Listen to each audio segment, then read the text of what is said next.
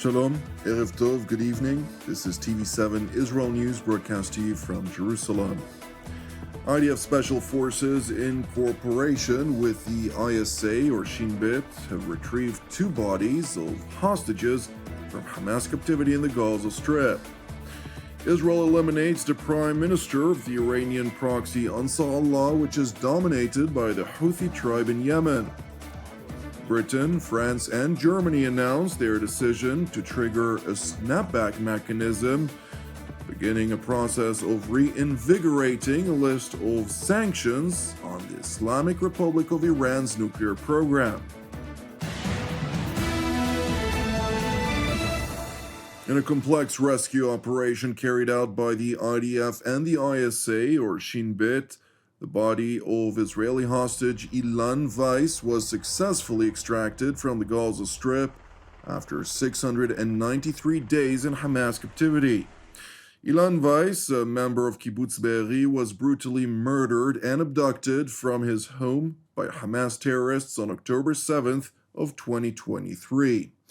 He was 55 years old at the time of his death. After his abduction, his wife Shiri and daughter Noga were also kidnapped and were later returned to Israel as part of a previous hostage release agreement in November of 2023. It is important to know that an additional body was also extracted from Gaza, which is currently undergoing an identification process at Israel's National Center for Forensic Medicine.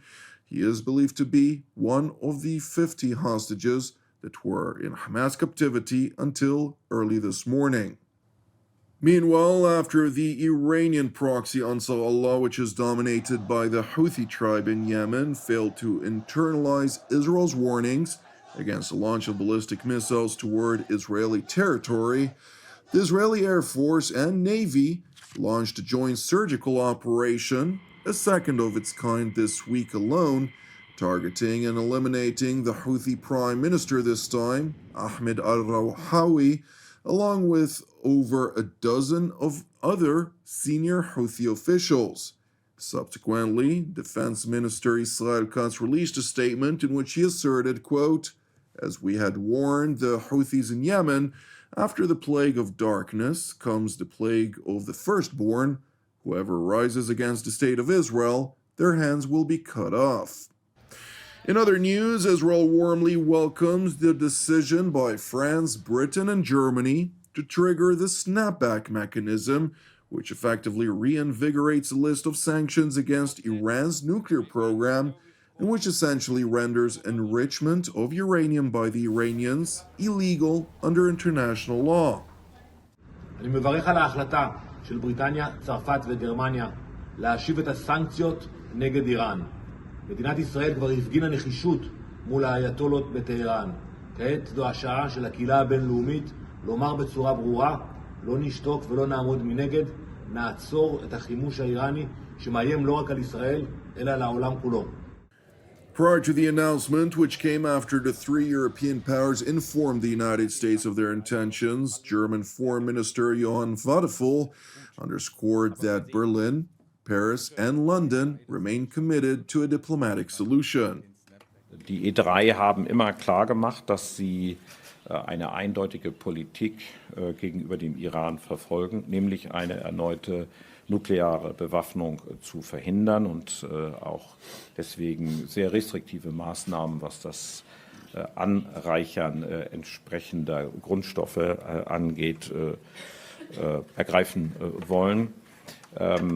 Wir beraten in diesem Zusammenhang gemeinsam sehr intensiv, was in dieser Zeit notwendig ist.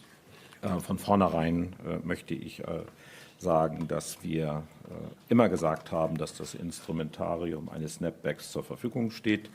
Und gleichermaßen haben wir immer deutlich gemacht, dass wir an einer diplomatischen Lösung interessiert sind.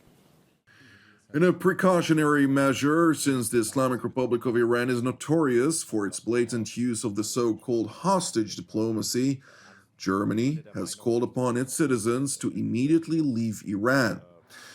Meanwhile, in Tehran, a senior cleric of the Ayatollah regime has claimed that France, Britain, and Germany, or the so-called E3, have fallen prey to the will of the United States and the Jews in a latest illustration of the Ayatollah regime's anti-Western and anti-Semitic sentiments. این اقدامی که این سه کشور اروپایی انجام دادن، این سنگ‌اندازی خائنانه‌ای که انجام دادن، این اقدام برادران و خواهران یک اقدام غیرقانونی، غیر اخلاقی، کاملا سیاسی و تحت فشار ایالات متحده و لابی صهیونیست است. ما واقعا برای اینها متاسفیم که تبدیل شدن به نیروهای نیابتی جریان صهیونیست، دارن برای اونها عملگی میکنن. While insisting that the action by the E3 will undoubtedly trigger a reaction, the Ayatollah regime is trying to force-feed its followers a baseless narrative that claims the move follows Iran's resounding victory over the United States and Israel during the 12 Days War. یه اقدام نمادین برای سرپوش گذاشتن به شکست مفتضحانه است که امریکای جهانخوار و رژیم صهیونیستی در این نبرد اخیر تحمل کرد. میخوان اینو پوشش بدن. Turning to the United Nations headquarters in New York, where the UN Security Council has voted to extend the mandate of the United Nations interim force in Lebanon for the last time. El proyecto de resolución queda aprobado por unanimidad como resolución 2790 de 2025. The United States notes that the first I in UNIFIL stands for interim. The time has come for UNIFIL's mission to end. This is the last time we will support an extension of UNIFIL. The security environment in Lebanon is radically different than just 1 year ago, creating the space for Lebanon to assume greater responsibility. We commend the Lebanese Armed Forces deployment progress since the cessation of hostilities went into effect, and we will continue to work with the LAF to expand its capabilities as Lebanon carries out its critical work in disarming Hezbollah. We support the government of Lebanon's efforts to assume security responsibilities throughout the country. We urge the international community to use the coming year to bolster the Lebanese armed forces as we work toward this shared objective. Israeli Ambassador Dani Danon, for his part, highlighted that UNIFIL has essentially failed its mandate since its presence had not prevented Hezbollah from building one of the world's most dangerous arsenals of munitions. Turning to the northern Israeli Druze village of Julis, where Prime Minister Benjamin Netanyahu met with Druze leaders and bereaved families who lost their sons in Israel's multi-front war, after which the Israeli leader addressed the situation in southern Syria, including Israel's reason for responding to the Damascus-led massacres against both Druze and Christian minorities in Seuraa governorate. נשיא הזוועות, שהשייח מואפק טריף התקשר אליי ואמר, היהודים בשואה קראו לעזרה, אף אחד לא בא. ישראל חייבת לבוא. וזה היה כמו חץ, ישר לתוך הלב.